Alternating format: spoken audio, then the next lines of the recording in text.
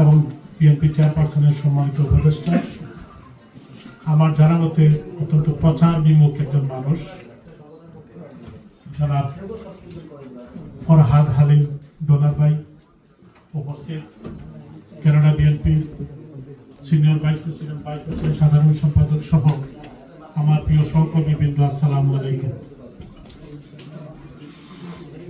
আজকে শহীদ জিয়ার এই আলোচনা সভায় অনেকেই বলেছেন, মুক্তিযুদ্ধের ঘোষক, জাতীয়তাবাদের প্রবক্তা, সফল রাষ্ট্রপতি।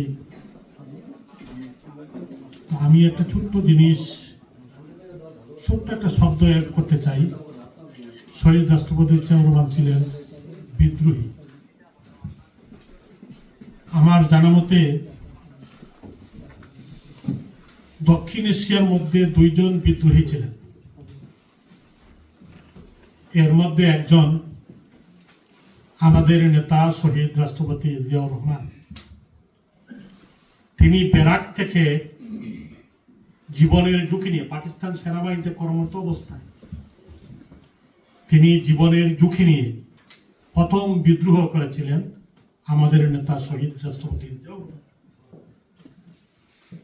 যদি দেশ স্বাধীন না হতো,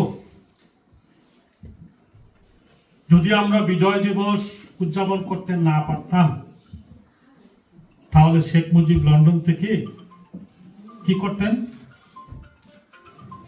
সাধারণ ক্ষমার ঘোষণা নিতেন, এটা নিশ্চিত। কিন্তু জিয়াউর রহমান সহ যারা বিদ্রোহ করেছিলেন তারা কিন্তু ফাঁসির কাছে যেতে হতো। সুতরাং জিয়াউর রহমান এমন এক ব্যক্তি, যেই ব্যক্তির সাথে বাংলাদেশের স্বাধীনতা, সার্বভৌমত্ব মানচিত্রের সাথে ওতপ্রোতভাবে জড়িত। আমি বক্তব্য দীর্ঘ না করে শুধু শহীদ রাষ্ট্রপতি জিয়াউর রহমানের আত্মার মাগফিরাত কামনা করছি। এবং উনি একজন বক্তা বলেছে, উনি আমাদের জন্য একটা বাহক হিসাবে আমাদের দেশের জন্য আল্লাহ রাব্বুল আলামিন তৈরি করেছিলেন। ঠিক আমাদের একজন নেত্রী উপহার দিয়েছিলেন আল্লাহ পাক রব্বুল আলামিন, দেশ নেত্রী বেগম খালেদা জিয়া। এত বিপত্তি, এত ষড়যন্ত্র, এত নির্যাতনের পরেও নেত্রী বেগম খালেদা জিয়া সফল একজন নেত্রী হিসেবে বিশ্বের দরবারে পরিচিত। ঠিক তাদের সুযোগ্য উত্তরসূরি তারেক রহমানের বিগত দিনের সফল নেতৃত্বের কারণে, বিগত জুলাই বিপ্লবে যে রণকৌশল ছিল সব তারেক রহমানের কারণেই ছিল।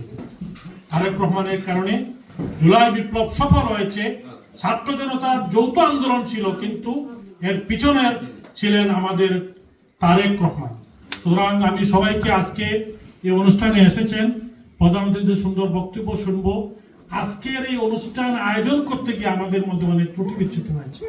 আমরা অনেক সিনিয়র নেতৃবৃন্দকে মূল্যায়ন করতে পারি নাই, বিভিন্ন সীমাবদ্ধতার কারণে। সকলের কাছে ক্ষমা সুন্দর দৃষ্টিতে বিচার বিশ্লেষণ করার জন্য আমি আমার বক্তব্য শেষ করছি। আল্লাহ হাফেজ।